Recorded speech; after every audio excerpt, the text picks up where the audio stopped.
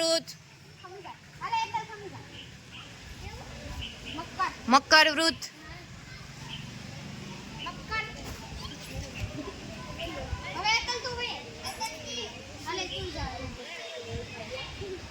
હાલો આમાંથી કોણ ખોટા છે? ચાલો 3 વ્યક્તિ છે એ ખોટા છે, બરાબર 4. ચાલો 4 વ્યક્તિ નીકળી જાય. ચાલો અંકિત, ચીટિંગ ન ચાલે, નીકળી જાઓ. ચાલો બાકીના દોડશે.